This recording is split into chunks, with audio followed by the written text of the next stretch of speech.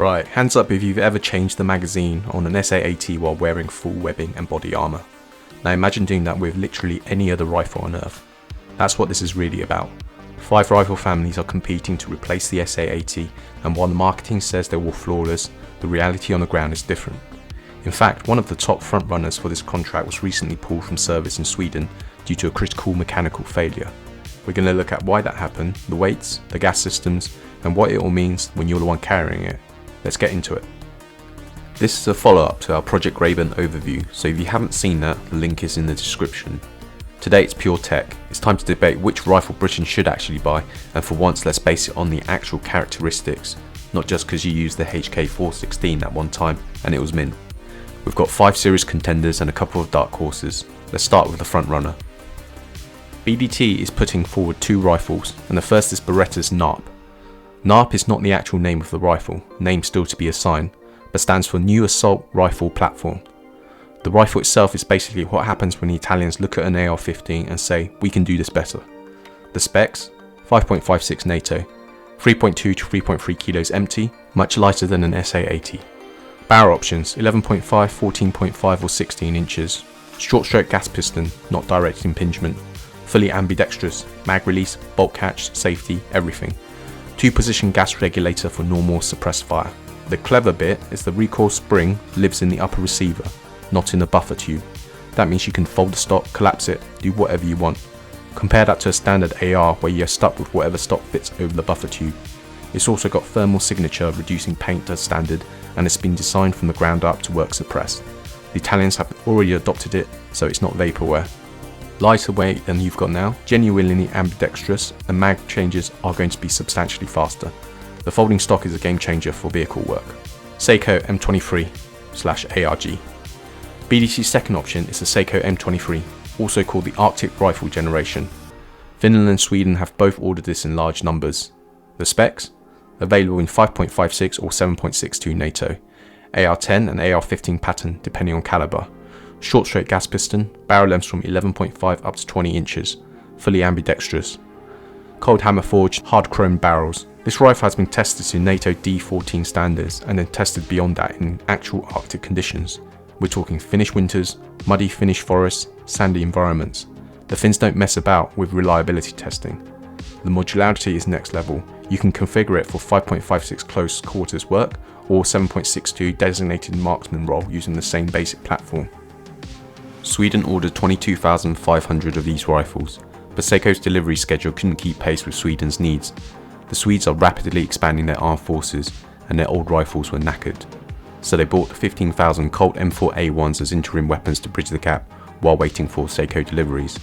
Then to compound matters, the Swedish variant, the HK416 in 5.56, was temporarily withdrawn from service in early 2025. Multiple rifles suffered delays between pulling the trigger and the shot actually going off, in some cases up to a few seconds. Sako identified this as a tolerance issue and developed an inspection protocol to fix it.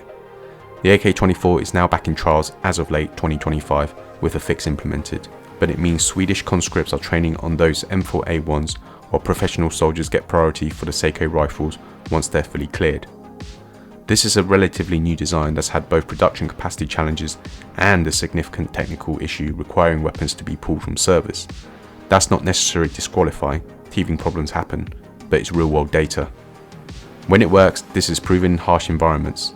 The Finns are using it right now, but you'll be getting a relatively new design that's already had production delays and at least one significant technical issue. Both rifles would be manufactured in Lincolnshire. BDT is offering complete UK production, barrels, uppers, lowers, the lot. They've also got Steiner for optics and Norma for ammunition, all within the same company group. Right, HK are offering 2 rifles, and let's start with the 416A5, the latest iteration of what's probably the most combat-proven modern rifle on the planet. The specs: 5.56 NATO, weight 3.6 kilograms empty with the 16.5 inch barrel, 3.2 kilograms with the 11 inch barrel. Short stroke gas piston, barrel lengths at 11, 12.5, 16.5 and 20 inch variants. Battle proven with the US Marines, French Army, Norwegian Armed Forces. Extensive combat use in Afghanistan, Iraq, Syria. 20,000 round barrel life. Fully ambidextrous controls for the A5 variant. Telescopic stock, 96mm of adjustment. HK already upgraded your SA80, they know British requirements, they know British soldiers, and they've got existing infrastructure in the UK to support the SA80 right now. That infrastructure could be repurposed for the 416. This isn't a new design, it's been properly wrung out in combat by tier 1 units and conventional forces. The reliability reputation is solid. The French are buying over 93,000 of these to replace the FAMAS. That's an entire army committing to this platform. The A5 variant includes improved ambidextrous controls, toolless gas adjustment for suppressor use, and a redesigned lower receiver with optimized magazine compatibility. If you've used this on operations, you know, the ergonomics are excellent, mag changes are intuitive, and it's bomb-proof. The 16.5-inch barrel gives you good effective range. The 11-inch variant is substantially more compact for vehicle work or close quarters, though you lose some muzzle velocity. HK433. The HK433 is HK's newer offering, 5.56 NATO. Weight, 3.6 kilograms empty, with 16.5-inch barrel, 3.4 kilograms with 11-inch barrel, essentially the same as the 416A5. 976mm extended, 717mm collapse, that's for the 16.5-inch barrel model. Short stroke gas piston, fully ambidextrous, folding buttstock. The main advantage isn't weight, it's the folding stock. The 433 collapses down to 717mm versus the 416's 848mm with a 16.5-inch barrel. That's 131mm shorter when collapsed. Now, that might not sound like much on paper, but think about where that matters. Vehicle work, getting in and out of foxhounds or jackals. Helicopter insertion where space is at a premium. It's also a newer, more modular design from the ground up. Think of it as HK taking lessons learned from the G36, the 416 and the SCAR and building something fresh. The problem is, it hasn't seen large scale adoption. No major military has committed to it as their standard rifle. This is the what if rifle. The folding stock is genuinely useful, working in and out of vehicles, or need to minimise your profile for close protection work. But, and this is important, you'd potentially be the guinea pigs. The 416 has been wrung out in combat by multiple militaries over nearly 2 decades. The 433 is largely unproven at scale. We've already seen with the Sako that new designs can have teething problems. The 433 might be brilliant, or it might have issues that only show up when you put 150,000 of them through British Army use. The question is whether the folding stock advantage is worth taking on a less proven platform when the 416A5 is right there with a rock solid track record. Whether it's the 416 or the 433, HK has one massive advantage. They already have the relationship with the British Army, they already have UK infrastructure for the SA80 support contract, and they know how we operate. That institutional knowledge and existing presence shouldn't be underestimated. Right, this is where it gets interesting. SIG's MCX Spear is the US Army's new rifle, the M7. This is the first time the Americans have changed rifle caliber in over 30 years. 6.8 by 51mm, .277 Fury, not 5.56. 4.2 kilos empty, a full kilo heavier than the 5.56 options. Can be converted to 7.62 NATO or 6.5 Creedmoor. Muzzle velocity over 3,000 feet per second. Dual charging handles side and rear, fully ambidextrous. Designed to defeat modern body armour. What makes this different? The caliber. The 6.8 by 51mm was specifically developed to punch through body armour at extended ranges. It's a full power rifle round achieving significantly higher velocities than 5.56. Here's what the Americans are actually doing with this rifle. They're only issuing the full power ammunition in combat zones. For training, they're using reduced power brass only rounds with different ballistics. You train with one ammunition type, then fight with a different one that behaves differently. That's not ideal. You're carrying a heavier rifle and heavier ammunition. Your combat load goes down, fewer rounds for the same weight. The rifle itself is expensive, and the ammunition costs substantially more than 5.56. Do we need that extra punch? If you're fighting enemies with level 4 plates at 400 meters, possibly. If you're doing everything else the infantry does, vehicle checkpoints, compound clearances, urban patrolling, that extra weight is coming directly out of your load carrying capacity. This is a specialist solution to a specific problem. Whether it's the right solution for the entirety of the British Army is a different question. MCX-LT, lighter variant. SIG also makes lighter MCX variants in 5.56 and 7.62 by 39mm. These will give you the MCX platform without the weight penalty of the Spear. Less information is publicly available whether these are formerly part of the Grayburn bid, but the SIG MCX is already in use with the Royal Marines. Dark horses. FN SCAR family.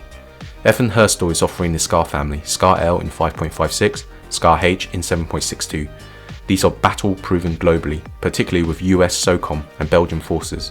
Key features: you can swap barrels in under 5 minutes between 13 and 16 inch options. Short straight gas piston, modular platform, and FN has UK presence. The SCAR's been around long enough that we know it works. No surprises, no reliability questions. It's a safe choice, proven, reliable, but perhaps not offering anything revolutionary. CZ Bren 3. The CZ Bren 3 is the Wildcard. It's currently getting positive feedback from Ukrainian forces. It's cost effective at around £4,000 per rifle, quoted in defence journals, and it's different platform from all the AR derivatives.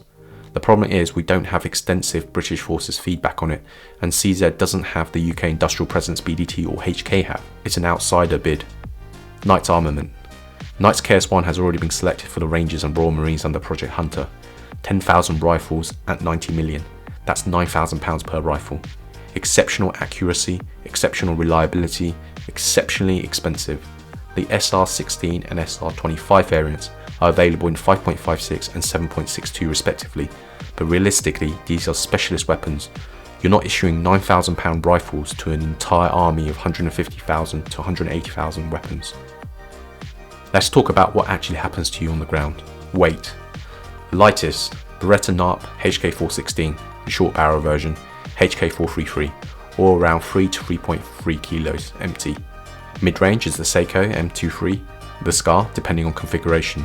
The heaviest is the SIG MCX Spear, 4.2 kilograms empty, full kilo heavier before you add ammunition. Ergonomics. Every single one of these is better than the SA80 for mag changes, charging handle manipulation and ambidextrous use. Reliability, what we actually know. Most proven in British relevant environments. The HK416 used by SF, extensive combat record, being adopted by France for entire army. The SCAR, long service history with multiple militaries. Least proven is the HK433, new design and limited adoption, and the Beretta NARP, recent Italian adoption. The Sako question. The M23 is proven in Nordic service, but the recent Swedish withdrawal of the 5.56 variant due to trigger timing issues is a data point you need to consider. It's been resolved with an inspection protocol, but it's something to bear in mind for potential teething issues. Caliber consideration. If we stay 5.56, lighter, cheaper, NATO compatible, existing logistics. If we go 6.8, better armour penetration, longer effective range, but heavier rifle, heavier ammunition, which means fewer rounds carried, and substantially more expensive. We also need to build an entirely new logistics and manufacturing chain. Plus the Americans are using different ammunition for training versus combat, which should tell you something about the practical challenges. UK industrial strategy. This matters more than you might think. If we end up in a peer conflict, we need to be able to produce rifles in the UK without relying on foreign supply chains who will likely prioritise their own armies. BDT has the most comprehensive UK manufacturing plan. HK has existing infrastructure. SIG and FN will need to establish or expand UK production. This isn't just about jobs, it's about strategic sovereignty. So here's your homework. Based purely on the technical characteristics we've discussed, which rifle should the British Army buy? Forget brand loyalty, forget I used one once and it was good. Let's have a proper discussion based on weight and ergonomics for the actual infantryman, proven reliability in relevant environments including recent real-world issues, caliber choice and the logistics implications, UK manufacturing capability and strategic sovereignty. Comments below, make your case, and if you're serving or you've used any of these rifles operationally, I want to hear from you specifically. If you've been affected by the Sako issues in Swedish service, then that's particularly valuable information. Before you go, if you found this useful, subscribe for more Project Grayburn coverage as the assessment phase develops. We'll be tracking this all the way to the contract award. Until next time, thanks for watching.